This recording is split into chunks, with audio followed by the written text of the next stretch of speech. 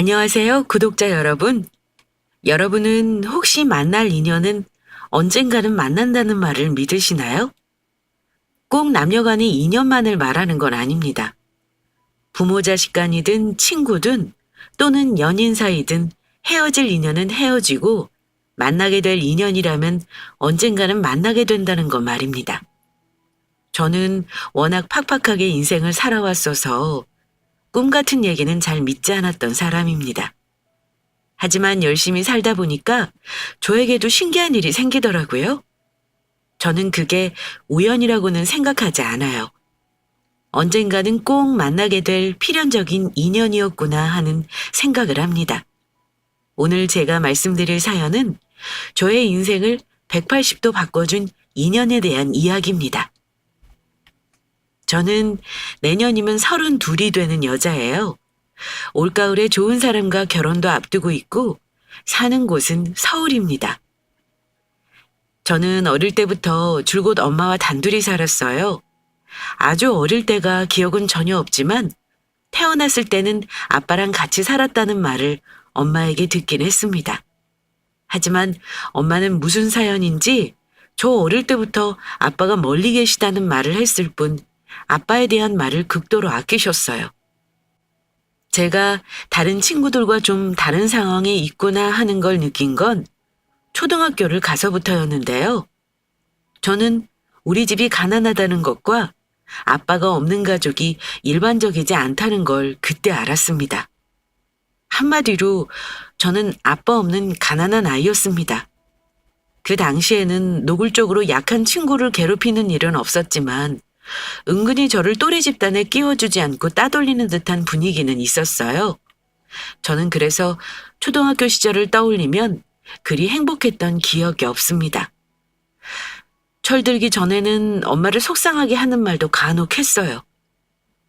우리 집은 그리 넉넉하지 않았고 가난이라는 게 어떤 건지 어렴풋이 알 때쯤 저는 다른 아이들과 내 처지가 다르다는 걸 받아들이기 힘들어했어요. 정확하게 무슨 일이 있었는지 기억나진 않지만 학교에서 친구들에게 뭔가 상처를 받기도 했고 소가리를 했던 것 같습니다. 물론 더 어릴 때는 엄마, 아빠는 어딨어? 아빠는 언제 와? 이런 식으로 가벼운 질문을 하긴 했습니다. 그럼 엄마는 제 질문에 아빠는 멀리 일하러 가셔서 나중에 우리 희연이 크면 오실 거야. 이런 식으로 대답하며 두루뭉술하게 넘어가셨어요. 하지만 커가면서 점차 아빠에 대한 건 묻지 않았어요. 하지만 마음속으로는 늘 왜 나는 아빠가 없는 거지? 우리 아빠는 왜 나랑 엄마를 그냥 두는 거지? 이런 의문을 가졌습니다. 엄마 말로는 돌아가신 게 아니라는데 그렇다면 도대체 왜 나와 엄마를 힘들게 살게 하는지 궁금하고 알고 싶었어요. 저는 엄마에게 처음 진지한 마음으로 아빠에 대한 걸 물어봤어요. 엄마, 엄마랑 아빠는 혹시 이혼한 거야? 엄마가 그랬잖아. 아빠가 돌아가신 건 아니라고. 근데 왜 나는 아빠 이름도 몰라야 하고 얼굴도 몰라야 하지? 주변에 아무리 둘러봐도 나 같은 아이는 없는 것 같아. 갑자기 그런 거 왜 물어? 혹시 친구들이 너 아빠 없다고 놀리니? 엄마가 학교 한번 갈까? 그런 거 아니야. 그냥 궁금해서 그래. 나 혼자 세상에 나온 것도 아니고 분명 아빠가 있는데 나는 왜 아무것도 몰라야 되나 해서. 아빠가 어딘가 있다면 엄마랑 나를 왜 안 찾아오는 거야? 혹시 내가 이 세상에 나온 게 엄마의 실수라던가 뭐 그런 거야? 엄마는 제 말에 복잡한 얼굴이셨습니다. 초등학교 6학년이면 이제 막 사춘기가 시작될 나이이기도 했지만 그렇다고 해서 어른들의 일을 모두 이해할 수 있는 나이는 아닌지라 엄마는 고민을 하셨던 것 같아요.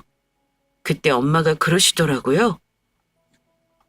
희연아, 엄마 말 잘 들어. 너는 절대로 실수로 낳은 아이도 아니고 엄마 아빠가 사랑해서 낳은 아이야. 지금은 엄마가 사정이 있어서 말은 못하지만 나중에 네가 크고 이해할 때가 되면 다 얘기해 줄 거야. 우리는 왜 이렇게 가난하게 살아야 하는데? 아빠가 있으면 엄마랑 나랑 이렇게 살게 놔두면 안 되는 거잖아. 됐어. 나는 이제부터 아빠 같은 거 없다고 생각할 거야. 나한테 말할 필요도 없어. 노래보다 성숙했던 저는 그날 이후로 엄마에게 아빠에 대한 걸 다시는 묻지 않았습니다. 그리고 죽었다고 생각하기로 했어요. 엄마 반응으로 봐서는 분명 내가 알면 안 되는 이유가 있는 것 같았기에 그냥 거기서 궁금함을 접기로 마음 먹었고요. 엄마는 저를 키우느라 늘 바쁘게 사셨고 항상 일을 하셨어요. 쉬는 날이 거의 없을 정도로 바쁘셨습니다. 그래서 제가 고등학교 갈 때쯤에는 전에 살던 방 한 칸짜리 반지하에서 방 2개 빌라로 이사도 했어요. 엄마는 저에게 공부 열심히 하라고 했지만 사실 저는 그리 공부는 잘하지 못했어요. 저는 늘 돈 벌 궁리를 했습니다. 엄마한테 용돈은 받아도 잘 못 썼어요. 우리는 가난하다는 생각 때문에 돈을 쓸 줄을 몰랐습니다. 그 당시 또래 친구들은 PC방도 다니고 노래방도 다니고 몰려다니며 어울렸지만 저는 그런 무리에 끼지도 못했어요. 저는 그렇게 외로운 학창시절을 거치고 수도권 4년제 대학에 입학했습니다. 그런데 저 대학교 입학하자마자 엄마가 유방암 진단을 받으시면서 그나마 조금씩 나아지고 있다고 생각했던 인생이 다시 한번 진창에 처박히는 경험을 하게 되었습니다. 그나마 엄마가 든든하게 보험을 들어놓으신 게 천만다행이긴 했어요. 하지만 그 당시에는 암이라는 병은 진단받는 순간 돈이 드는 병이었습니다. 엄마는 다행히 수술 후 항암까지 잘 견디셨어요. 하지만 일을 못하셨기 때문에 제가 생활비를 책임져야 했습니다. 거기다가 대학교 학비를 고스란히 저 스스로 해결해야 했습니다. 그때부터 저는 안 해본 아르바이트가 없었어요. 마트 주차 요원이며 호프집, 식당, 커피숍 등등.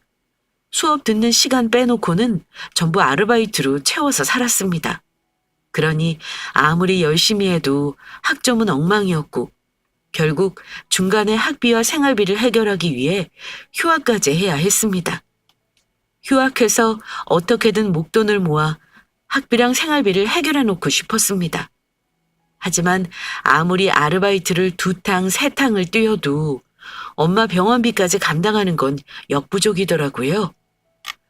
엄마는 몸이 아프면서도 저에게 너무 미안해 하셨고 하루 걸러 하루 눈물바람이셨습니다. 혜연아, 힘들지?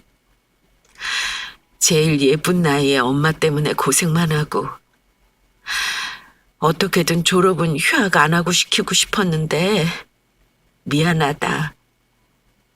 엄마가 얼른 나아야 하는데 어쩌지? 이번 항암 끝나면 엄마도 할 수 있는 일 찾아볼게. 엄마, 그런 소리 하지 마. 엄마는 몸 생각만 해야지 그런 걱정할 필요 없어. 지금까지 엄마가 나 길러주고 고생했는데 이제는 내가 엄마 보살펴줄게. 지금은 돈 걱정하지 말고 엄마 낳을 생각만 하자. 말은 그렇게 했지만 사실 현실이 참 팍팍하긴 했습니다. 대학도 졸업 안 한 어린 여자아이에게 큰돈을 주는 일자리는 없었어요. 아침 일찍부터 늦은 시간까지 일을 해도 생활비에 엄마 병원비를 하고 나면 모을 수 있는 돈이 없었습니다. 그제야 엄마가 혼자 나를 키우면서 얼마나 고단한 삶을 살았는지 이해가 되더라고요. 엄마, 그동안 엄마 혼자서 정말 힘들었겠다. 나는 그런 것도 모르고 맘속에 불만만 갖고 살았지 뭐야? 공부 좀 더 열심히 해서 엄마 힘나게 할 걸. 나 그동안 너무 대충 산 것 같아. 미안해, 엄마. 우리 딸이 이제 철드는 거야? 엄마한테 네가 왜 미안해? 엄마가 미안하지. 엄마가 빨리 나와서 우리 딸 시집 가기 전에 같이 여행도 다니고 해야 하는데 할 수 있겠지? 그럼 당연하지. 엄마, 우리 말 나온 김에 이번 마지막 항암 끝나면 제주도 갈까? 우리 한 번도 여행 간 적 없잖아. 말 나온 김에 가자.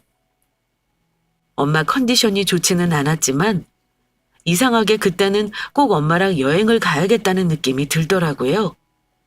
그래서 엄마 항암 끝나고 체력이 좀 나아졌을 때 영혼까지 끌어모아 여행 경비를 마련해 제주도로 여행을 갔습니다.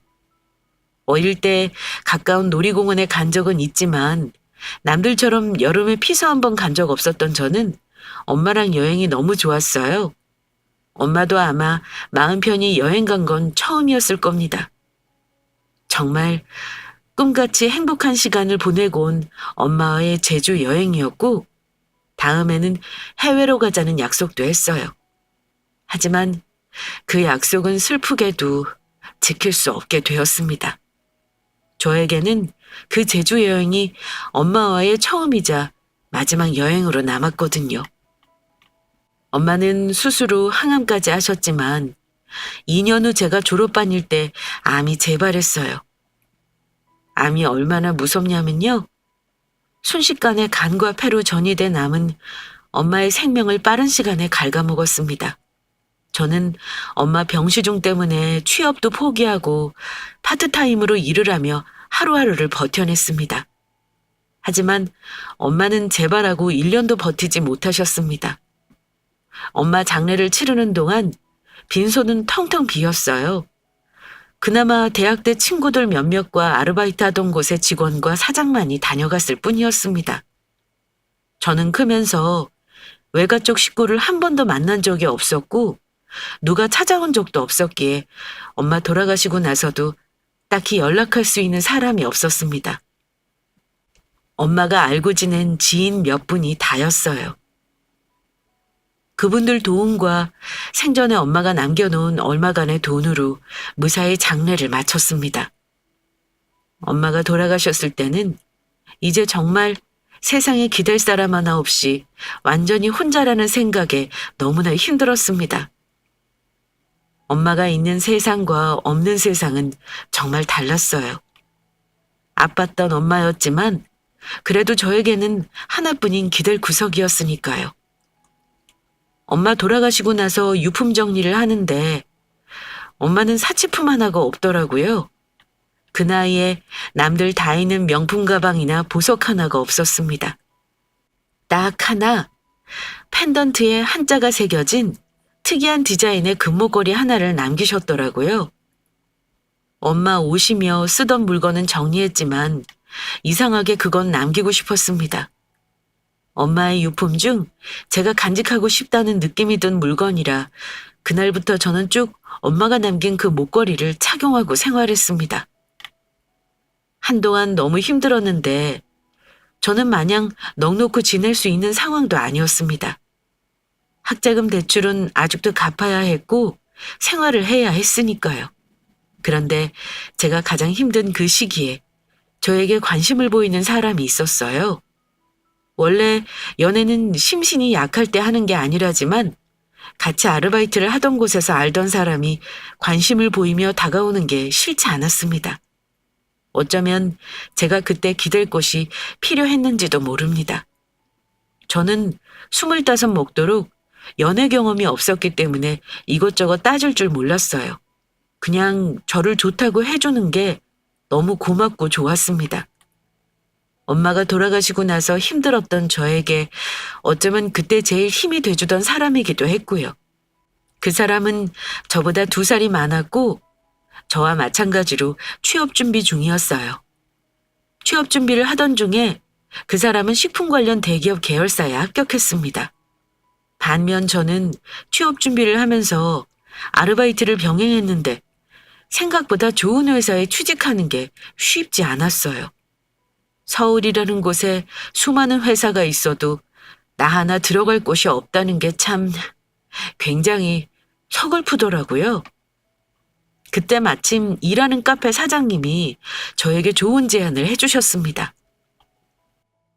희연 씨, 아는 지인이 강남에 카페 체인점을 오픈했는데 믿을 만한 직원이 필요하다지 뭐야? 내가 그때 딱 희연 씨 생각이 나더라고. 나처럼 작은 가게도 아니고 본사가 대기업이잖아. 희연 씨 요새 취업 때문에 골치 아파하는 것 같길래 얘기해봤어. 물어보니까 4대 보험 당연하고 상여금도 있더라? 어때? 생각 있으면 한번 이력서 넣어봐. 내가 이거라도 도와주고 싶어서 그래. 그때는 딱히 선택지가 없었습니다. 취업이 잘 안 돼서 자존감이 바닥을 칠 때이기도 했고요. 남자친구는 안정적인 직장을 다니면서 승승장구하고 있는데 마음이 조급했어요. 사장님 제안을 받아들인 저는 파트타임 아르바이트를 정리하고 정규 시간에 출퇴근이 가능한 그 카페에 취직을 하게 되었습니다. 당장 먼 미래를 생각할 겨를이 없었던 저는 한 달 한 달 일하면서 생활비를 해결하고 대출을 갚고 조금씩 저축도 해나갔습니다. 오래 일할 생각은 아니었지만 눈 깜짝할 새 시간이 흐르더라고요. 그 사이 저는 28이라는 나이가 되었고요. 그리고 엄마와 살던 오래된 빌라를 나와 복층 오피스텔로 이사까지 했어요. 보증금 제외하고 5천만 원의 목돈도 모으게 되었고요. 그때까지 저는 남자친구와 잘 만나고 있었습니다. 물론 다른 연인들처럼 사랑 싸움도 하긴 했지만 큰 문제는 없었다고 생각해요. 그즈음 저는 결혼이라는 걸 진지하게 생각해보기 시작할 때였습니다. 저는 현실적인 제 처지를 누구보다 잘 알아요. 솔직히 말해서 제 자신에 대해 그리 자신감이 없었습니다. 아무리 잘났다 한들 현실적으로 저는 부모 형제 하나 없는 혈혈단신 천의 고아에 그렇다고 학벌이나 직업이 대단한 사람도 아니었으니까요. 저는 남자친구에게 미안한 마음도 있었어요. 마냥 연애만 생각하는 나이가 아니다 보니 결혼에 대한 이야기를 나누기도 했는데 그럴 때면 항상 저는 작아져야 했습니다. 하지만 남자친구는 그런 저에게 자격지심이라면서 자기 부모님은 저를 보면 좋아하실 거라고 자기 집으로 인사드리러 가자고 저를 졸랐습니다. 우리 집에 인사하러 갈까? 우리 사귄 지 이제 3년 넘었잖아. 연애 오래 해봤자 길거리에 내버리는 돈만 많고 너랑 나랑 빨리 결혼해서 같이 자리 잡는 게 좋을 듯한데. 내가 무슨 걱정하는지 알잖아. 나는 부모님도 안 계시고 형제도 없고 친정이 없는데 오빠 부모님이 마음에 안 들어 하시면 어쩌지? 그런 걱정하지 마. 우리 부모님은 사람만 괜찮으면 다 오케이 하실 분들이야. 너는 나만 믿으면 돼. 자기만 믿으라며 큰 소리 치는데 그때는 몰랐습니다. 저는 그 사람이 정말 저를 든든하게 지켜줄 거라고 생각했어요. 하지만 큰맘 먹고 인사드리러 간 자리에서 저는 대번에 알았습니다. 남자친구 가족이 저를 얼마나 적대적으로 대하고 있는지 느낄 수 있었어요. 특히 그 사람 엄마는 저에게 대놓고 자기 집 귀한 아들을 뺏어가는 도둑년 취급을 했습니다. 물론 남자친구 앞에서는 저에게 예의를 갖춰주셨어요. 그런데 남자친구가 자리를 비운 사이 저에게 이런 말을 하셨습니다. 아가씨가 생각해도 우리 아들이랑 아가씨랑 결혼하는 거 말도 안 되는 거 알지? 오늘 기왕 인사하러 온 거니까 밥 맛있게 먹고 가. 하지만 결혼은 안 돼. 나는 내 아들 사위 대접해줄 사람 없는 그런 집안에는 절대 장가를 못 보내요. 그러려고 내가 이날 이때까지 아들 뒷바라지한 거 아니야. 우리 아들 지금 나이 겨우 30이야. 주변에서 선짜리 들어오는 것만도 일주일에 서너 개는 된다니까. 이 자식이 지금은 아가씨한테 눈이 멀어서 현실을 모르는 거지. 나중에는 결혼 못하게 한 엄마한테 고맙다고 할걸? 집신도 짝이 있다는 말 알지? 아가씨도 분명 아가씨한테 어울리는 짝이 있을 거야. 고아는 고아끼리 결혼해야지. 안 그래? 짧은 시간 저에게 속사포로 쏟아내는 그 사람 엄마의 말을 들으며 저는 아무 대꾸도 할 수 없었습니다. 말없이 고개만 숙이고 있다가 돌아올 수밖에 없었던 저는 얼마 후 남자친구에게 이별을 고했습니다. 하지만 3년이라는 시간을 바로 접어버리기에는 그 사람도 저도 쉽지만은 않았어요.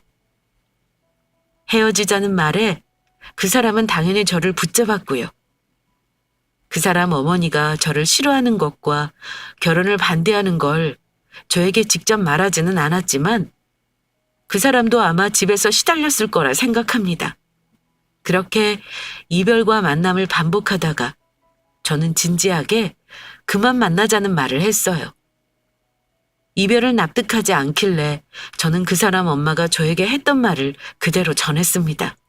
그랬더니 그 사람은 이렇게 말했습니다. 이런 거 예상 못한 거 아니잖아. 솔직히 부모님 입장에서는 며느리가 가족도 없는 고아라는 거 당연히 싫으실 거야. 그래도 우리가 계속 설득하면 결국은 받아들이실 거야. 너는 왜 노력도 안 해보고 포기를 해? 고아는 고아끼리 결혼하라는 말을 들었는데 내가 무슨 노력을 해야 하나 싶어. 자격지심만으로 이러는 건 아니야. 나는 모멸감을 견딜 만큼 강한 사람이 아니거든. 우리 그냥 여기까지 하자. 저는 아마 처음부터 이런 상황을 준비하고 있었는지도 몰라요. 그냥 쉽게 포기가 되더라고요. 하지만 그 일로 마음에 큰 상처를 입은 건 사실입니다. 나는 앞으로 결혼이라는 건 할 수가 없겠구나 생각했어요. 그 뒤 남자친구와는 결국 헤어졌습니다. 헤어지고 나서 당연히 많이 힘들었습니다. 얼빠진 채 하루를 보내기도 했고 일하면서 실수도 많이 했어요. 한 번도 한 적 없는 계산 실수를 하기도 했고요. 직장에서도 저에게 뭔가 힘든 일이 있다는 게 티가 났는지 다른 직원들이 차마 물어보지는 못하지만 눈치를 보기도 하고 배려를 해주기도 했습니다. 그러다가 문득 정신 차려야겠다 싶은 거예요. 처음 사귄 남자와 헤어진 거 이렇게 티내고 다니다가 다른 사람에게 민폐를 끼칠 것 같더라고요. 그렇게 남자친구와 헤어지고 정신 못 차리고 다니다가 제가 그만 큰 사고를 한번 당하고 말았습니다. 나이 지긋한 중년 아주머니 두 분이 손님으로 오셨는데 주문을 아메리카노로 하시면서 우유 넣어달라고 하시는 거예요. 그럼 카페라떼라는 메뉴가 있으니 그걸로 시키시라고 정중하게 말씀드렸습니다. 손님, 죄송하지만 아메리카노에 무료로 우유를 넣어드릴 순 없고요. 그건 카페라떼를 주문하시면 되세요. 그런데 아주머니는 제 대답을 듣더니 갑자기 눈을 부라리며 이러는 겁니다. 뭐? 우유 조금만 넣어주면 되는데 나더러 2,000원이나 더 비싼 메뉴로 시키라는 거예요? 그러지 말고 조금만 넣어줘요, 아가씨. 하지만 제가 사장도 아니고 어머니 메뉴에 있는 음료인데 그렇게 주문을 받을 수는 없었습니다. 애초에 그런 요구를 하는 건 상식 밖의 일이기도 했고요. 그 아줌마가 요구를 하니 옆에 동행으로 보이던 아주머니까지 부추기더라고요. 그래요, 아가씨. 그깟 우유 소주컵 한 잔만 넣어주면 되는 건데 그걸 왜 돈을 받고 그래요? 여기 커피도 강남 한복판이라고 비싸게 받아 처먹으면서 손님한테 갑질하는 거야. 뭐야? 긴 말할 거 없어요. 빨리 한 잔 넣어줘. 저는 좋게 말씀드렸지만 그 두 아주머니는 막무가내였어요. 손님, 그건 안 되세요. 다른 분들은 전부 제대로 된 메뉴를 주문해서 드시는데 무료로 넣어달라뇨. 죄송하지만 어렵겠습니다. 이미 카페 안 손님들의 시선은 저와 그 아주머니 둘에게 쏠려 있었어요. 그때 갑자기 뚱뚱한 아주머니가 제 앞서풀 움켜쥐고는 카운터 밖으로 끌어내는 거예요. 저는 무슨 짓이냐며 소리쳤지만 그 힘을 도저히 당할 수가 없었습니다. 주변의 다른 여직원이 말려봤지만 소용이 없었어요. 저를 끌어낸 아주머니는 너 손님이 왕인 거 몰라? 내 돈 내고 카페 와서 너같이 어린년한테 내가 갑질을 당해야겠어? 이러고 소리를 지르며 저를 흔들었습니다. 이거 놓고 얘기하세요. 영업방해를 신고하기 전에 놓으시라고요. 하지만 저는 아주머니의 힘에 속수무책으로 당할 수밖에 없었습니다. 그런데 그 순간 눈앞에서 불이 번쩍하고 일더니 저는 휘청거리며 바닥으로 쓰러지고 말았습니다. 쓰러짐과 동시에 한쪽 뺨이 얼얼해왔고 카페 안의 사람들이 웅성거리기 시작했습니다. 그 아줌마는 제 뺨을 후려친 거였어요. 요즘 젊은 것들은 나이 먹은 사람한테 존중이라는 게 없어. 대체 여기 사장 누구야? 당장 나오라 그래. 그 아주머니는 고래고래 소리를 질렀습니다. 하지만 매장에는 사장은 당연히 없었어요. 제가 홀 책임지는 매니저였고요. 저보다 높은 사람이 없었습니다. 아주머니는 계속 난동을 부리고 있었고 바닥에 커피까지 흩뿌린 상황이었어요. 같이 일하던 직원은 경찰에 신고를 하는 것 같았습니다. 그때 50대로 보이는 큰 키에 점잖은 남자 손님, 저를 일으켜 세워주시더라고요. 모두 쳐다보기만 할 뿐 도와주는 사람이 없었는데 그분이 선뜻 저를 도와주시더라고요. 아마 매장에 젊은 여자들만 있어서 그분이 끼어드신 것 같았습니다. 아가씨, 괜찮아요? 내 손잡고 일어나 보세요. 저는 그분의 도움으로 자리에서 일어나 주변을 수습할 수 있었습니다. 그 아주머니가 폐악질을 하다가 저를 도와주는 분을 보더니 잠시 주춤하더군요. 그 손님은 단호하게 아주머니에게 얘기했습니다. 아줌마가 하는 짓 내가 전부 동영상으로 찍어놨으니 더 얘기할 거 있으면 경찰서 가서 하세요. 남의 영업장에서 행패 부리지 마시고요. 아저씨는 뭔데 끼어들어요? 내가 이 아가씨하고 볼 일이 있는 건데 아저씨가 뭔 상관인데? 그때 마침 우리 직원이 부른 경찰이 도착했습니다.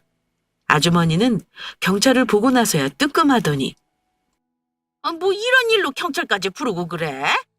아가씨도 그러는 거 아니야. 일 복잡하게 만들기 싫으면 어서 돌려보내요. 하지만 그 순간 왠지 모르게 온갖 서름이 막 몰려오더라고요. 그래서 그 아줌마에게 경찰서로 가시라 했습니다. 이분이 아줌마가 나 때린 거 동영상으로 찍어 놓으셨다니까 경찰서 가서 얘기하시죠. 제가 그냥 넘어가면 아줌마는 다른 데 가서도 사람한테 함부로 진상 부리실 것 같네요. 이참에 버릇 고치셔야죠. 저는 저를 도와준 남자 손님 덕에 그 아줌마를 경찰서에서 폭행으로 고소해버렸습니다. 너무 감사하게도 중년의 남자 손님이 경찰서에 증인으로 동행까지 해주셨고요. 진술서를 작성하고 나와서 그분께 감사 인사를 하고 돌아서는 순간이었습니다. 그런데 갑자기 남자 손님이 저를 붙들어 세우더라고요. 아가씨, 아까 진술서 작성할 때 보니 이름이 김희연이라고 했나? 맞다고 대답했더니 그분이 이러시는 겁니다. 허허, 내가 실은 아까 카페에서부터 아가씨를 보고 영 마음에 걸리는 게 있어서 말이야. 이상하게 발이 안 떨어지더라고. 혹시 실례가 안 된다면 지금 하고 있는 그 목걸이 어디서 난 건지 물어봐도 될까? 뜬금없이 그분이 제가 늘 하고 다니던 엄마의 유품인 목걸이에 출처를 물으시는 거예요. 그래서 숨길 것도 없겠다 솔직히 말씀드렸습니다. 이건 저희 엄마가 남겨주신 유품이에요. 엄마가 3년 전에 암으로 돌아가셨거든요. 근데 남긴 게 이것뿐이라 제가 간직하고 있어요. 저의 대답을 듣더니 그분 얼굴이 이상하게 변하더라고요. 그럼 아가씨, 혹시 그 목걸이 메달에 새겨진 그 한자 말이야. 그게 뭔지 알아? 그거 흔하게 구할 수 있는 게 아니거든. 왜냐면 내가 만든 거니까. 그리고 그걸 준 사람은 내가 똑똑히 기억하고 있어. 30년 동안 찾아다니고 있던 목걸이 주인인데 이미 죽었다는 거지? 그럼 아가씨가 그 사람 딸인가? 깜짝 놀랄 이야기를 하시기에 저는 너무 놀라 목걸이를 만지작거리기만 했습니다. 거기 새겨진 한자가 버들류, 내 성씨야. 내 이름이 류중환이거든. 그 목걸이의 사연은 나만 아는 거지. 근데 그걸 아가씨가 갖고 있다니. 혹시 아가씨 엄마 이름이 김영인인가? 네, 저희 엄마 이름 맞아요. 저는 엄마 성씨 따랐고요. 근데 아저씨는 누구시길래 저희 엄마를 아세요? 그분은 놀란 듯 제게 다가오더니 제 손을 덥석 잡았습니다. 그럼 네가 내 딸이겠구나. 희연이? 내가 그렇게 찾던 내 사람 딸이 희연이었구나. 아이를 낳았다는 말만 들었지. 그렇게 찾아도 꽁꽁 숨어있더니 이렇게 만날 운명이라 그랬나 보구나. 내 짐작이 맞다면 너는 아마 내 딸일 거다. 내가 그렇게 찾으려던 내 딸 말이야. 알 수 없는 말을 하시면서 제가 그분의 딸이라는 말을 계속 하시더라고요. 저는 얼떨떨한 상태로 아무 말 못했고요. 대체 이게 무슨 상황인가 싶었습니다. 그분은 저에게 옛날 얘기를 해주셨습니다. 엄마가 젊을 적에 두 분은 서로 사귀던 사이였지만 엄마 역시 딸린 가족 없는 고아라고 그분 집에서 반대를 심하게 하셨답니다. 그런데 어쩌다 엄마가 임신을 하게 되었고 그걸 알게 된 아저씨 집안 어른들이 엄마를 협박하셨다고 해요. 잡아서 병원까지 데리고 가서 저를 떼어내려 했고 가까스로 엄마는 연고도 없는 서울로 도망쳐와 아무도 모르게 꼭꼭 숨어 저를 낳았던 겁니다. 그렇게 헤어졌지만 그분은 그날 이후로 엄마를 계속 찾으셨다고 해요. 하지만 그 당시 엄마와 그분이 살던 곳은 전라도였고 엄마가 도망쳐 온 곳은 서울 한복판이었으니 찾기가 쉽지 않았을 겁니다. 그때는 인터넷이나 정보망이 없었으니 더했겠죠. 30년 가까이 세월이 지나는 동안 아저씨는 서울에 사업체를 운영하기 위해 정착하셨고 심지어 그 나이 먹도록 결혼도 포기하고 살았다고 하시는 겁니다. 엄마 사진을 보여달라 하시기에 보여드렸는데 맞다면서 엉엉 우시더라고요. 그러면서 저에게 전화번호와 주소 그리고 명함을 건네주셨습니다. 빠른 시일 내에 만나서 유전자 검사를 한번 해보자고 하시더군요. 너는 분명 내 딸이 맞아. 아까 너를 처음 봤을 때부터 이상한 기분이 들었거든. 그래도 재산 문제 정리하려면 확실한 게 좋으니 일단 검사는 해보자. 이렇게 말씀하시면서요. 명함을 보니 그분은 꽤나 큰 회사의 CEO셨고 겉으로 보기에도 범상치 않은 기운을 풍기는 분이셨습니다. 그런 분이 갑자기 제 눈앞에 나타나 우리 엄마 이름을 말하며 제가 딸이라고 하는데 여러분 같으면 어떤 기분일 것 같으세요? 일단 저는 믿을 수가 없었습니다. 그래서 뭐가 됐든 유전자 검사는 해야겠다고 생각해서 검사에 동의했습니다. 그날부터는 무슨 정신이었는지 모르겠어요. 일주일 후 유전자 검사 결과가 나왔고 당연하게 저는 그분의 딸로 판명이 났습니다. 졸지에 천혜 고아에서 회사 대표님의 딸이 된 거죠. 딸이라는 게 확실해지자 아빠는 감격하셨습니다. 그리고 제가 사는 집에 오셔서 그가 살았던 얘기를 듣고 내내 우셨어요. 엄마가 암투병 하셨던 거 들으면서 너무 가슴 아파하셨습니다. 조금만 일찍 찾았다면 같이 시간을 보낼 수 있었을 거라면서 안타까워하셨고요. 사실 저는 어릴 때부터 아빠가 없다고 생각했었고 무슨 연유로 나와 엄마를 찾지 않는 건지 늘 원망이 마음 한구석에 있었습니다. 하지만 세월이 무색하게도 핏줄이라는 건 참 이상하더라고요. 아빠가 우리를 찾으려고 애썼던 거 들으면서 그간의 원망이 사라지는 걸 느꼈습니다. 저는 아직 그분을 아빠라고 부르는 것도 어색한데 저를 스스럼 없이 딸처럼 대해주셨어요. 알고 보니 아빠는 재산이 그냥 많은 정도가 아니더군요. 예전부터 대대로 부자였지만 100억이 넘는 자산가셨어요. 그런 분이 예전 사랑을 못 잊어서 결혼을 안 하고 살았다는 것도 참 신기하더군요. 당장 그 카페는 그만둬. 내 딸이 그런 꼴 당하는 거 봤는데 거기를 계속 다니게 할 수는 없지. 적당한 자리 마련해 줄 테니까 내 회사에서 차근차근 일을 배워보도록 해. 그리고 너 사는 집 말이다. 아빠는 좀 불안하구나. 여자 혼자 사는데 주변에 남자들도 살 거 아니니? 보안이 영 허술해 보여서 그래. 아빠가 아파트 하나 해줄 테니까 거기 들어가서 살아. 너 불편할까 봐 차마 같이 살자는 말은 못하겠구나. 네가 원하는 대로 해줄 테니 얘기해봐.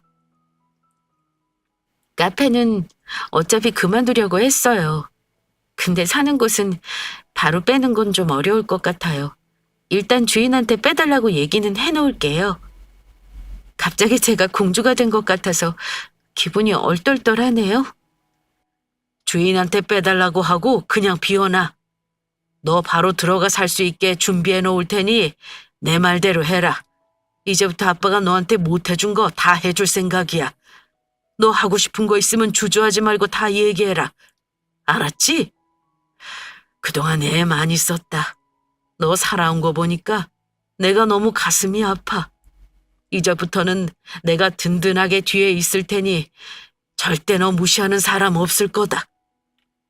아빠 말을 듣는데 그동안의 서름이 막 밀려오며 눈물이 나더군요.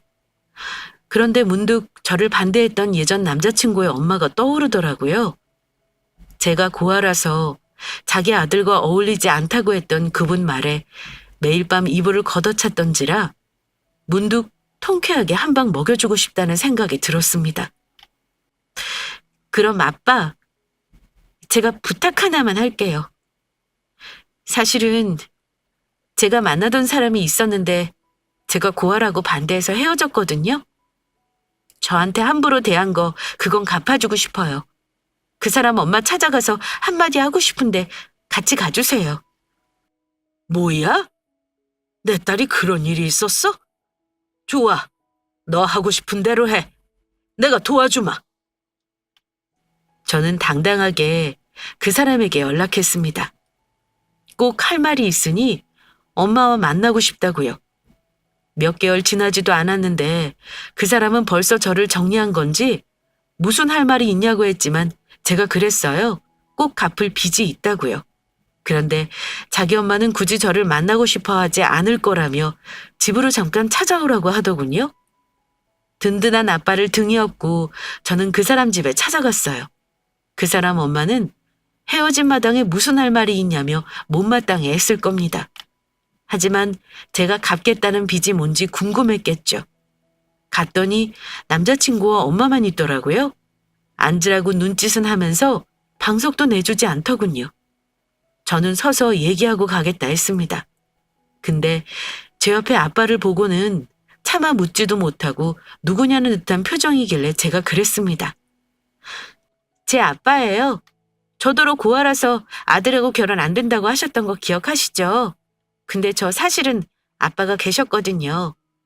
여러 사정이 있지만 그건 다 말씀 못 드리겠고요. 오늘 여기 온 건 제가 고아가 아니니 아줌마 아들하고 다시 만나겠다는 뜻으로 온 건 절대 아니에요. 그 사람과 엄마는 둘 다 당황하신 듯 했습니다. 그래? 그럼 얼른 할 말만 하고 돌아가요. 내가 여기서 무슨 말을 더 들어야 하는 건지는 모르겠네. 네.